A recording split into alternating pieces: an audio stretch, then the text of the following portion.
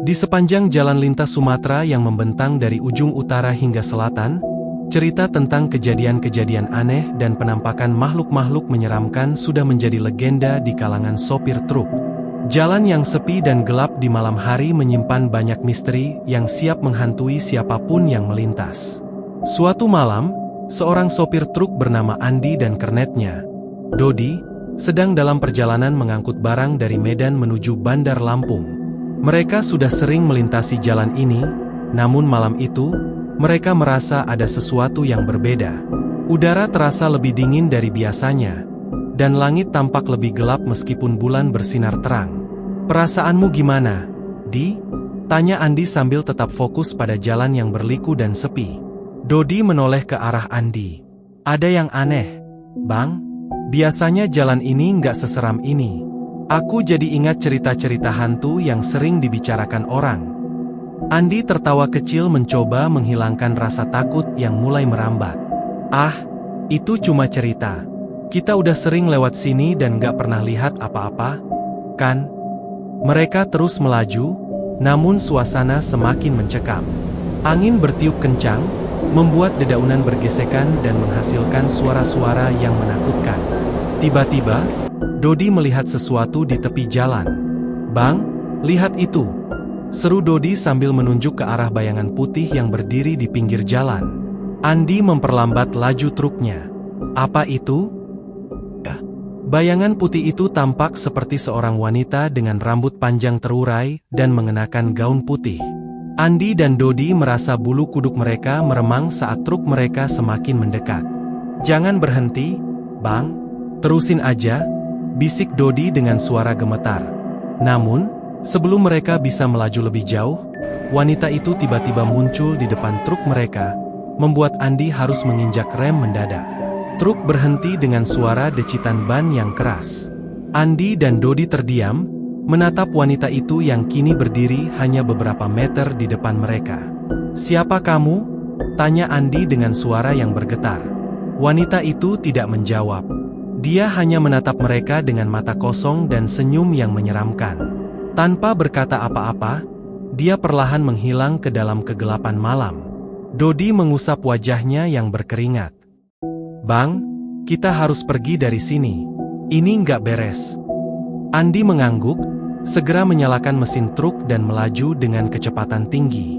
Mereka mencoba melupakan apa yang baru saja terjadi, namun rasa takut masih menghantui mereka. Jalan yang tadinya sepi kini terasa lebih menakutkan dengan bayangan-bayangan gelap yang seolah mengintai dari setiap sudut. Beberapa kilometer kemudian, mereka melihat cahaya lampu dari sebuah warung pinggir jalan. Andi memutuskan untuk berhenti sejenak dan menenangkan diri. Mereka masuk ke dalam warung dan memesan kopi. Pemilik warung, seorang pria tua dengan wajah keriput, menatap mereka dengan tatapan penasaran. "Kalian kelihatan ketakutan." Andi dan Dodi saling berpandangan sebelum akhirnya Andi menjawab. "Kami melihat seorang wanita berdiri di tengah jalan. Dia tiba-tiba muncul dan menghilang begitu saja." Pria tua itu mengangguk pelan. "Kalian baru saja bertemu dengan Siti. Dia adalah hantu wanita yang sering muncul di jalan ini. Konon, dia tewas dalam kecelakaan tragis bertahun-tahun yang lalu dan arwahnya tidak pernah tenang." Dodi menelan ludah. "Jadi, dia hantu?" Pria tua itu mengangguk lagi. "Ya, dan dia bukan satu-satunya. Jalan ini banyak dihuni oleh arwah-arwah yang tidak tenang. Kalian harus berhati-hati." Setelah mendengar cerita itu, Andi dan Dodi merasa lebih gelisah. Mereka memutuskan untuk segera melanjutkan perjalanan agar bisa keluar dari jalan yang penuh misteri ini secepat mungkin. Mereka mengucapkan terima kasih kepada pria tua itu dan kembali ke truk mereka. Perjalanan dilanjutkan dengan suasana hati yang berat. Mereka berusaha fokus pada jalan, namun bayangan Siti terus terlintas dalam pikiran mereka. Setiap kali angin bertiup dan suara dedaunan bergesekan, mereka merasa seolah-olah ada yang mengawasi mereka dari kejauhan. Tiba-tiba, suara tangisan terdengar dari belakang truk. Andi menghentikan truknya dan menoleh ke arah Dodi. Dodi mengangguk dengan wajah pucat. "Iya, Bang. Suara tangisan. Cok." Mereka keluar dari truk dan berjalan perlahan ke belakang. Suara tangisan semakin jelas saat mereka mendekat. Dengan hati-hati, mereka membuka pintu bak truk dan melihat seorang wanita duduk di sana dengan kepala tertunduk dan rambut menutupi wajahnya. Wanita itu mengangkat wajahnya, memperlihatkan mata yang merah dan penuh air mata. Tolong aku."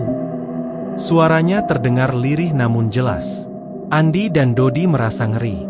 Mereka tahu wanita itu bukan manusia. "Siapa kamu?"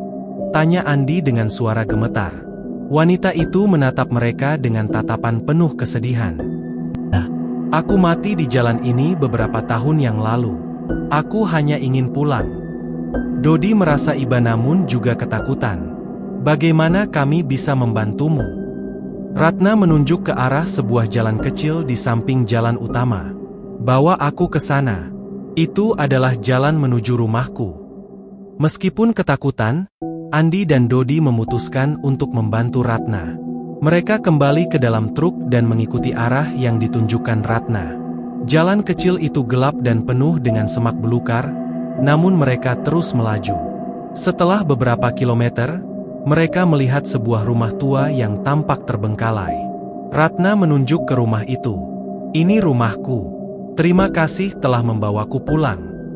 Dengan perlahan, Ratna menghilang, meninggalkan Andi dan Dodi yang masih terpana. Mereka keluar dari truk dan berjalan menuju rumah tua itu. Di depan rumah, mereka melihat sebuah makam dengan nisan yang tertulis nama Ratna. "Akhirnya dia pulang," kata Andi dengan suara lirih. Mereka menundukkan kepala sejenak, memberikan penghormatan terakhir kepada Ratna sebelum kembali ke truk. Mereka merasa lega telah membantu arwah yang tersesat, namun juga semakin sadar bahwa jalan lintas Sumatera menyimpan banyak misteri yang belum terpecahkan. Perjalanan mereka kembali dilanjutkan dengan hati yang lebih tenang. Meskipun masih ada rasa takut, mereka merasa telah melakukan sesuatu yang baik. Namun, perjalanan mereka belum berakhir. Jalan lintas Sumatera masih panjang, dan malam itu masih menyimpan banyak kejutan. Beberapa jam kemudian, mereka merasa lelah dan memutuskan untuk berhenti di sebuah rest area. Mereka memarkir truk dan beristirahat di bangku-bangku yang tersedia. Saat mereka mulai tertidur, suara-suara aneh kembali terdengar. Kali ini, suara itu seperti langkah kaki yang mendekat. Dodi membuka matanya dan melihat seorang pria berdiri di depan mereka. Pria itu tampak seperti sopir truk lainnya, namun ada sesuatu yang aneh pada penampilannya. Wajahnya pucat dan matanya kosong. "Kalian harus pergi dari sini," kata pria itu dengan suara yang dalam dan seram. "Ini bukan tempat untuk beristirahat." Andi dan Dodi segera bangun dan bersiap untuk pergi. Namun, sebelum mereka sempat bergerak, pria itu menghilang begitu saja. Mereka merasa bulu kuduk mereka meremang lagi. "Siapa dia?" tanya Dodi dengan ketakutan. Andi menggeleng. "Aku tidak tahu. Tapi kita harus pergi sekarang." Mereka kembali ke truk dan melanjutkan perjalanan. Kali ini, mereka bertekad untuk tidak berhenti sampai mereka mencapai tujuan. Jalan lintas Sumatera ternyata menyimpan lebih banyak teror daripada yang mereka bayangkan. Saat mereka melaju, Andi melihat sesuatu di kaca spion. Bayangan pria tadi tampak mengikuti mereka dari kejauhan. Dia mempercepat laju truknya, berharap bisa menjauh dari bayangan itu. Namun, semakin mereka mencoba melarikan diri, semakin bayangan itu mendekat. "Apa yang harus kita lakukan?"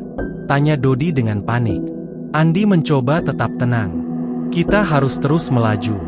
Jangan biarkan rasa takut menguasai kita." Namun, bayangan pria itu terus mendekat. Andi merasa seperti dikejar oleh sesuatu yang tak terlihat namun nyata. Jalan yang gelap dan berliku membuat mereka semakin cemas. Tiba-tiba, mereka melihat sebuah mobil patroli polisi yang terparkir di pinggir jalan. Mereka segera berhenti dan keluar dari truk, berharap bisa meminta bantuan. Seorang polisi keluar dari mobil dan menghampiri mereka. Andi dan Dodi bergegas menghampiri polisi itu, napas mereka tersengal-sengal. "Pak, tolong, kami dikejar sesuatu yang tidak bisa kami jelaskan," kata Andi dengan suara gemetar. Polisi itu mengerutkan kening. "Tenang, Ceritakan perlahan. Apa yang kalian lihat? Dodi menjelaskan dengan cepat tentang bayangan wanita di jalan, suara tangisan di belakang truk, dan bayangan pria yang mengejar mereka. Polisi itu mendengarkan dengan seksama, lalu mengangguk. Kalian tidak sendirian. Banyak pengemudi yang mengalami hal serupa di jalan ini. Tapi jangan khawatir, aku akan menemani kalian sampai ke perbatasan kota berikutnya. Mari kita kembali ke truk. Dengan rasa lega, Andi dan Dodi mengikuti polisi itu kembali ke truk. Mereka melanjutkan perjalanan, kali ini dengan mobil patroli polisi yang mengikuti mereka dari belakang. Meski rasa takut masih ada, kehadiran polisi memberikan sedikit ketenangan. Namun, ketenangan itu tidak berlangsung lama. Saat mereka melewati sebuah tikungan tajam, lampu truk Andi menerangi sosok wanita berpakaian putih yang berdiri di tengah jalan. Andi menginjak rem dengan kuat, tapi terlambat. Truk melaju dan menembus tubuh wanita itu, yang langsung menghilang seolah-olah hanya bayangan. "Apa itu?" teriak Dodi, wajahnya pucat pasi. Andi tidak menjawab, matanya terpaku pada jalan di depan. Mobil patroli polisi berhenti di belakang mereka, dan polisi itu segera keluar. "Kalian lihat sesuatu lagi?" Andi mengangguk. "Ya, seorang wanita. Dia berdiri di tengah jalan, tapi kami menembusnya seolah-olah dia hanya bayangan." Polisi itu menghela napas. "Itu mungkin arwah Siti. Dia sering muncul di sekitar sini. Mari kita teruskan perjalanan. Semakin cepat kita keluar dari sini, semakin baik." Mereka melanjutkan perjalanan dengan hati-hati, suasana di dalam truk penuh ketegangan. Andi terus memandang jalan dengan seksama, sementara Dodi berusaha tetap waspada, menoleh ke belakang sesekali untuk memastikan bayangan pria tadi tidak muncul lagi. Beberapa kilometer kemudian, mereka melihat tanda perbatasan kota berikutnya. Rasa lega mulai muncul di hati mereka, namun tiba-tiba mesin truk mendadak mati. Andi mencoba menyalakannya kembali, tapi tidak berhasil. "Kenapa bisa mati di sini?" Andi berkata dengan panik. Polisi itu keluar dari mobil patroli dan mendekati truk. "Tenang, mungkin ada masalah kecil. Biarkan aku periksa." Saat polisi itu memeriksa mesin truk, suara aneh terdengar dari belakang. Dodi menoleh dan melihat bayangan pria tadi berdiri di kejauhan, semakin mendekat.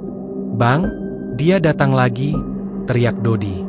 Andi keluar dari truk dan berlari ke arah polisi. "Kita harus pergi sekarang." Namun, sebelum mereka bisa melakukan apa-apa, bayangan pria itu sudah berada di dekat mereka. Wajahnya tampak lebih jelas, dengan mata kosong yang menatap tajam. Polisi itu berdiri tegak, mencoba menghadapi bayangan itu. "Kamu siapa? Apa yang kau inginkan?" Bayangan pria itu tidak menjawab, hanya mendekat dengan langkah lambat namun pasti. Suasana semakin mencekam, dan udara sekitar mereka menjadi lebih dingin. Andi dan Dodi merasa ketakutan luar biasa, tidak tahu harus berbuat apa. Tiba-tiba, sebuah suara terdengar dari belakang mereka. "Dia adalah arwah supir truk yang tewas di jalan ini bertahun-tahun yang lalu," kata seorang pria tua yang muncul entah dari mana. "Dia mencari keadilan atas kematiannya." Polisi itu menoleh ke arah pria tua itu. "Bagaimana kita bisa membantunya?" Pria tua itu mendekat, wajahnya penuh dengan keriput dan tatapan bijak. "Kalian harus melakukan upacara penyucian di tempat dia tewas. Hanya dengan begitu dia bisa menemukan kedamaian." Andi, Dodi, dan polisi itu saling berpandangan. Meski tidak tahu harus percaya atau tidak, mereka merasa ini adalah satu-satunya cara. Pria tua itu memimpin mereka menuju sebuah tempat di dekat tikungan tajam yang sebelumnya mereka lewati. Di tempat itu, mereka melihat bekas kecelakaan yang sudah lama terlupakan. Pria tua itu memulai upacara penyucian dengan doa dan persembahan bunga serta makanan. Andi dan Dodi mengikuti dengan rasa khusyuk, berharap arwah supir truk itu bisa menemukan kedamaian. Saat upacara selesai, bayangan pria itu mulai menghilang perlahan. Wajahnya yang penuh dendam berubah menjadi tenang, seolah-olah dia akhirnya menemukan ketenangan yang dicari selama ini. Pria tua itu tersenyum dan mengangguk pada mereka. Terima kasih telah membantu arwah yang tersesat. Kini kalian bisa melanjutkan perjalanan dengan tenang. Mesin truk Andi kembali menyala tanpa masalah. Mereka mengucapkan terima kasih kepada pria tua itu dan polisi yang telah membantu mereka. Dengan perasaan lega, mereka melanjutkan perjalanan menuju Bandar Lampung. Malam itu, meski masih dipenuhi dengan bayangan ketakutan, mereka merasa telah melewati ujian yang berat. Jalan lintas Sumatera mungkin masih menyimpan banyak misteri, tapi mereka tahu bahwa dengan keberanian dan niat baik, mereka bisa menghadapi apapun yang datang. Beberapa hari kemudian, Andi dan Dodi kembali melintasi jalan lintas Sumatera, namun kali ini dengan hati yang lebih tenang. Mereka membawa bunga dan makanan sebagai penghormatan untuk arwah-arwah yang mereka temui sebelumnya. Mereka berhenti sejenak di tempat-tempat yang mereka lalui, menaruh bunga dan berdoa agar arwah-arwah itu bisa menemukan kedamaian. Pengalaman itu mengajarkan mereka tentang pentingnya menghormati dan memahami sejarah serta kisah-kisah di balik jalan yang mereka lalui. Meski penuh dengan ketakutan, mereka merasa telah melakukan sesuatu yang baik. Saat melanjutkan perjalanan, mereka berbicara tentang kisah-kisah serupa yang mereka dengar dari sopir-sopir lain. Jalan lintas Sumatera memang penuh dengan cerita misteri, namun mereka kini tahu bahwa dengan keberanian dan niat baik, mereka bisa menghadapi apapun yang datang.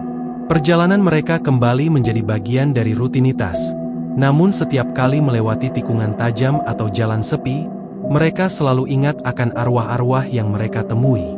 Jalan itu bukan lagi sekadar rute yang harus dilalui, tetapi juga tempat yang penuh dengan sejarah dan kisah-kisah yang menghantui. Andi dan Dodi selalu membawa bunga dan makanan setiap kali melintasi jalan itu, sebagai tanda penghormatan.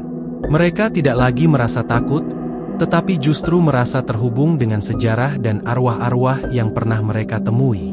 Jalan lintas Sumatera telah mengajarkan mereka tentang keberanian, rasa hormat, dan pentingnya mengenang masa lalu.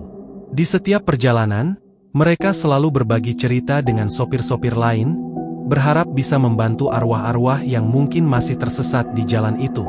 Mereka tahu bahwa meski perjalanan mereka penuh dengan ketakutan, mereka telah menemukan arti dari keberanian dan niat baik. Jalan lintas Sumatera kini menjadi bagian dari kisah hidup mereka, sebuah perjalanan yang penuh dengan misteri namun juga penuh dengan pelajaran berharga. Dan begitu, setiap kali mereka melaju di jalan panjang itu, mereka tidak lagi merasa sendirian. Mereka ditemani oleh kisah-kisah yang menghantui, namun juga oleh keberanian dan niat baik yang selalu membawa mereka pulang dengan selamat.